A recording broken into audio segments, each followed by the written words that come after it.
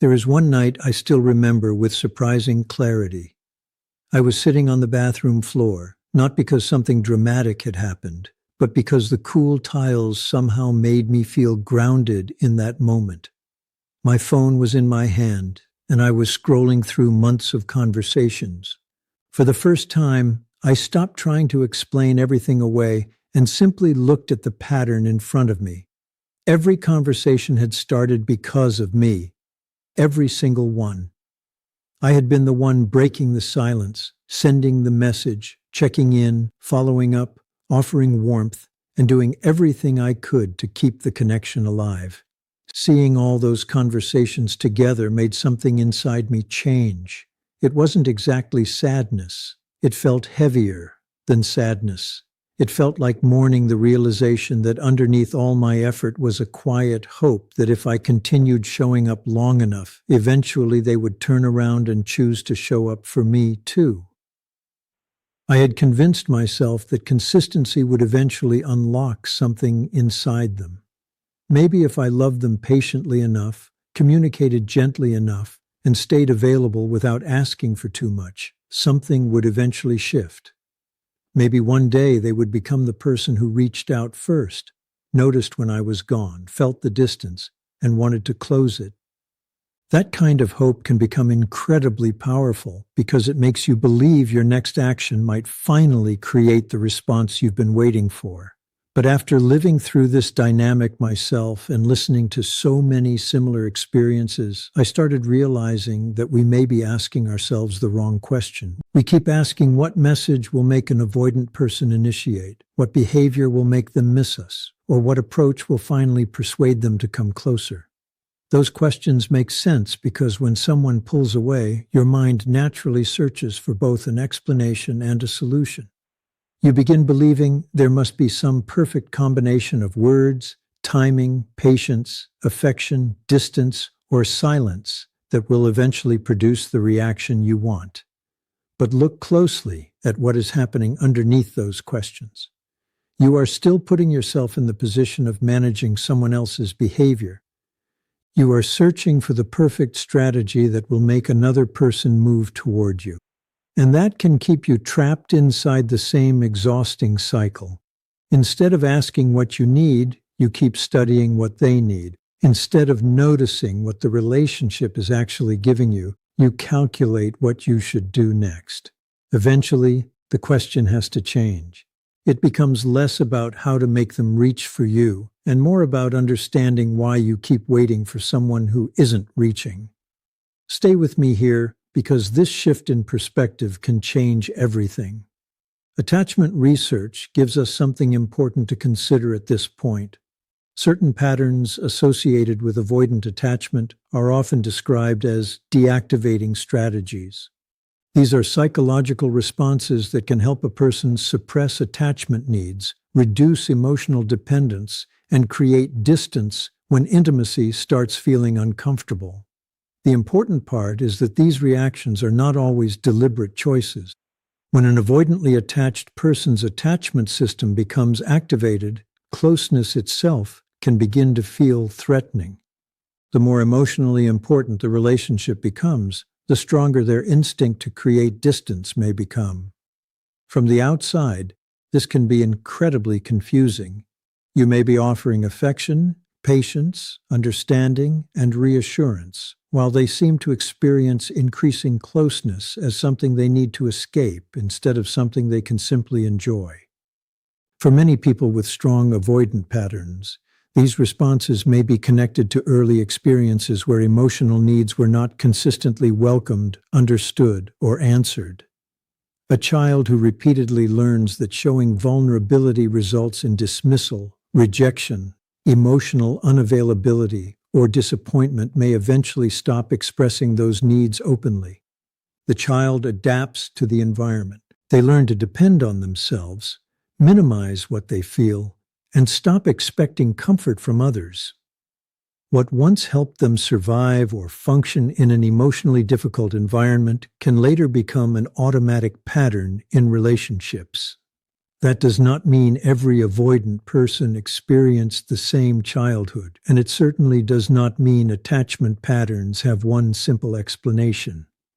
But it can help explain why closeness sometimes activates defenses that seem completely unreasonable from the outside. And this is where the experience can become especially painful for the person who loves them. You may be showing up with real patience. You may be communicating respectfully, giving them space, offering affection, and doing your best to make the relationship feel emotionally safe.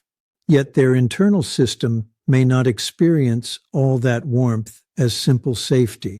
Some part of them may interpret increasing emotional closeness as pressure, exposure, or even a threat to their independence. That does not necessarily mean you are actually pressuring them. It may mean their internal alarm system has learned to connect intimacy with vulnerability and vulnerability with danger. Understanding this difference took me a long time because I kept turning their withdrawal into a statement about my own worth.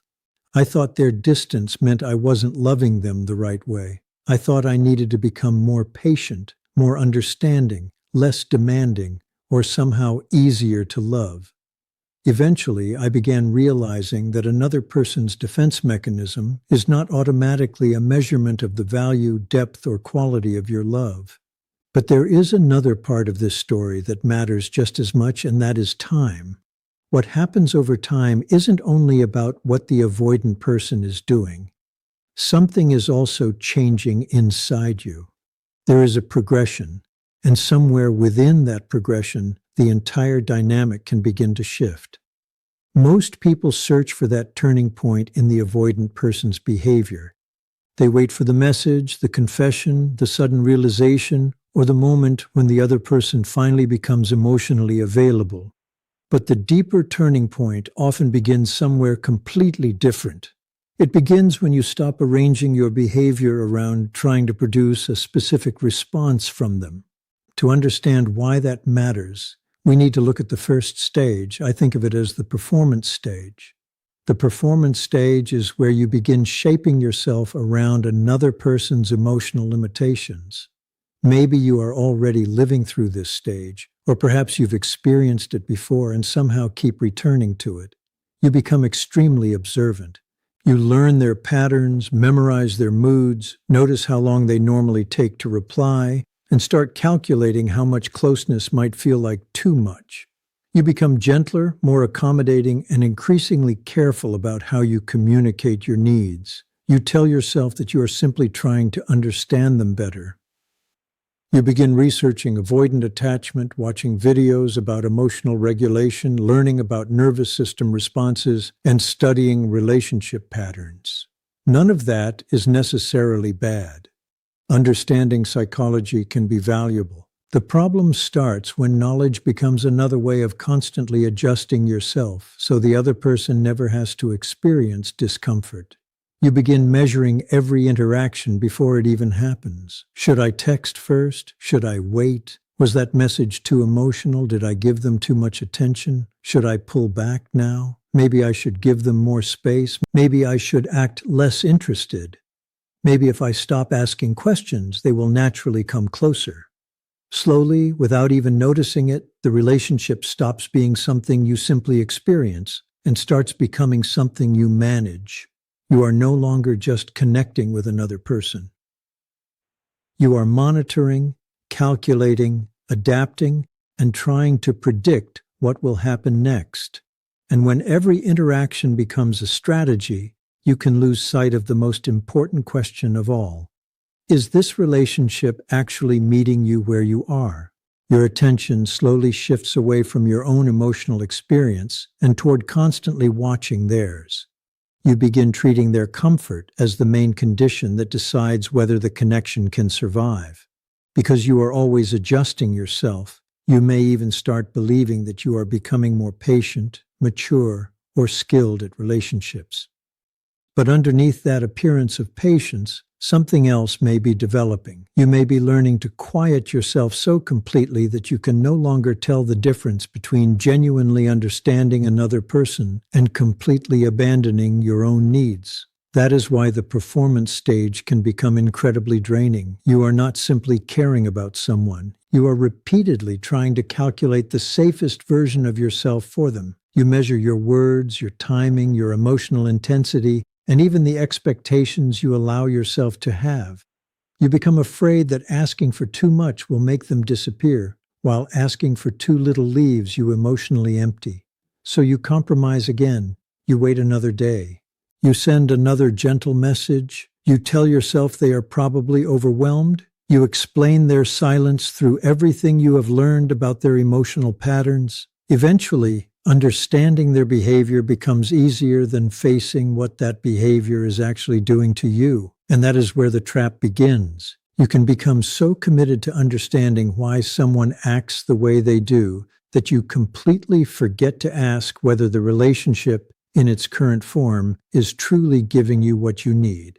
The deeper change begins when you stop confusing compassion with unlimited accommodation. You can understand why someone pulls away without deciding that you have to tolerate that withdrawal forever. You can recognize their emotional patterns without making yourself responsible for fixing them. You can have compassion for their fear of intimacy while still honoring your own need for consistency, reciprocity, affection, communication, and emotional presence. Both realities can be true at the same time. Their past may help explain their behavior, but an explanation does not automatically make that behavior healthy or sustainable for you.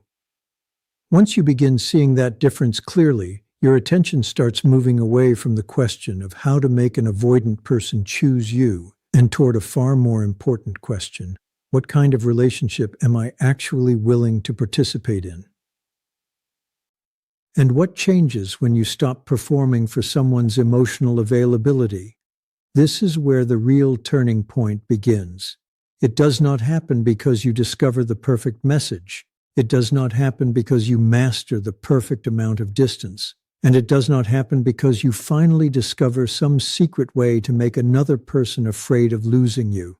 The shift starts when you stop treating their reaction as the final judgment of your value. You stop believing that one more effort will finally prove that you are lovable enough to be chosen. Instead, you begin observing rather than chasing. You pay attention to actions instead of building your future around potential. You allow their behavior to provide information rather than immediately turning every behavior into another problem you have to solve. And strangely enough, this is often the point when the entire dynamic begins to feel different. Not because you have finally learned how to control them, but because you have started taking back control over the one person whose behavior you can actually influence: yourself. You genuinely begin trying to become someone whose presence feels safe enough for them to approach while still remaining true to who you are. And there is something deeply sincere about that. When you care about someone, it is natural to want to understand what helps them feel secure, especially when you know they struggle with emotional closeness. There's nothing wrong with meeting another person with patience, kindness, and compassion, but there is a pattern that can quietly develop between two people without either person consciously choosing it. One person reaches toward connection, and the other immediately feels a stronger need for space. Then that withdrawal causes the first person to reach even harder. The more one person moves forward, the more the other steps backward, and the cycle begins feeding itself. Neither person necessarily wakes up planning to create this pattern, yet each person's attempt to regulate their own emotions can accidentally become the exact trigger that activates the other person's defenses. This is often explained through the pursue-withdraw cycle, where one person's attempts to seek reassurance and the other's tendency to deactivate continue strengthening each other. You seek reassurance because you feel distance, and they create even more distance because they experience your increased pursuit as pressure. Their withdrawal then increases your uncertainty, which makes you seek even more reassurance. Before long, both people are reacting to each other's coping strategies instead of responding to the actual relationship that exists between them. And I want you to understand something important here. Your love did not create their avoidant pattern. You are not responsible for the defenses they developed long before they ever met you, but repeated pursuit can sometimes keep the environment around those defenses activated. Without intending to, you may reinforce what their nervous system already expects, that closeness will bring demands, intimacy will create pressure, and emotional connection means preparing for discomfort rather than simply experiencing safety. Then you reach the second stage, which I think of as depletion. This is the point where all that effort begins to take a serious emotional toll on you. In the beginning, you may barely recognize what is happening. You simply feel slightly more tired, a little more anxious, and less emotionally settled. But eventually, the exhaustion becomes impossible to ignore. It is not the kind of tiredness that disappears after one peaceful night of sleep. It is the deeper exhaustion that comes from constantly monitoring yourself. You have spent so much time thinking about what they might feel, how they could react, and what might cause them to pull away, that you gradually lose contact with your own natural emotional responses. You know exactly when their tone changes. You know what their silence usually means. You can recognize their withdrawal pattern almost immediately. You have become incredibly good at reading them. But somewhere during that process, you stopped asking yourself what you were actually feeling. You may suddenly realize that you have been filtering your personality for so long that completely being yourself now feels strangely unfamiliar. You soften your requests before you even make them. You lower your expectations before you communicate them. You convince yourself that wanting consistency is asking for too much because you understand that they struggle with emotional closeness. For an avoidant person, developing greater comfort with intimacy usually requires repeated experiences where closeness does not automatically result in a loss of independence, overwhelming demands, punishment, or emotional pressure. Safety develops slowly. It can involve learning to move towards someone without feeling trapped, allowing vulnerability without immediately retreating, and discovering that emotional connection does not have to destroy personal freedom. But their healing cannot be carried entirely by their partner. You cannot do their emotional work for them. What you can do is participate differently. You can approach without chasing. You can give someone room without turning that space into abandonment. You can communicate warmth without constantly asking for reassurance. You can remain emotionally present without making yourself endlessly available. There is a way to love someone that does not require you to run after them. It feels calm instead of frantic. It remains open without becoming desperate. It offers connection without turning that connection into a demand. And the most important difference may not always be visible in the action itself. Two people can do exactly the same thing for completely different reasons. You can give someone space because you are trying to make them miss you. Or you can give them space because you respect their independence while refusing to abandon your own emotional needs. You can send a loving message because you genuinely want to express what you feel. Or you can send that same message because you secretly hope it will finally produce the reaction you have been waiting for. The outside behavior may look identical, but the emotional intention underneath it can be completely different. And once you begin noticing that difference, you start understanding that healthy connection is not about finding the perfect strategy to make someone move toward you. It is about becoming honest enough to know when you are expressing love and when you are trying to earn love. From the outside, those behaviors can appear exactly the same. Internally, however, they can represent completely different experiences. Your nervous system can sense the difference between acting from fear and acting from a place of emotional grounding. That is why reclaiming yourself matters so much. The goal is not to become perfect at managing another person's reactions. The goal is to stop living in a state where every action secretly carries the hope of producing a specific response from someone else. There is also an important physical and emotional side to this that deserves attention. Long-term stress can influence how people experience bonding, closeness, trust, and connection. When a person's nervous system has spent years functioning under constant emotional pressure, experiences that should feel comforting may sometimes feel strange, overwhelming, or even unsafe. The body does not automatically interpret closeness as safe simply because the situation itself appears safe. The nervous system learns through repeated experiences. If intimacy has previously been associated with pressure, conflict, criticism, rejection, or a loss of independence, even sincere affection can sometimes activate protective reactions. This is one reason you cannot simply make yourself more available and expect another person's internal alarm system to shut down. You cannot force another person to feel safe. What you can control is whether you continue feeding the pressure within the dynamic by chasing, over-explaining, repeatedly checking for reassurance, or trying to guarantee a particular outcome. And that brings us to the fourth stage, which I think of as arrival. But arrival needs to be understood correctly, because it may not look anything like the dramatic transformation you have imagined. It does not always begin with a huge confession, a perfect declaration of love, or someone suddenly becoming emotionally expressive overnight. Sometimes arrival is surprisingly simple. It might be a message that actually has substance instead of another vague check-in. It could be them finally acknowledging something they previously avoided talking about.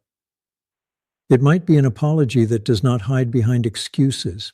It could even be a moment when they initiate contact simply because they genuinely want to connect, rather than because you created the situation and pulled them toward it. You will notice the difference because the energy behind their behavior feels different. It will not feel like another tiny breadcrumb meant to keep the connection barely alive. It will feel like an intentional step toward you, even if some part of them still feels uncomfortable with vulnerability.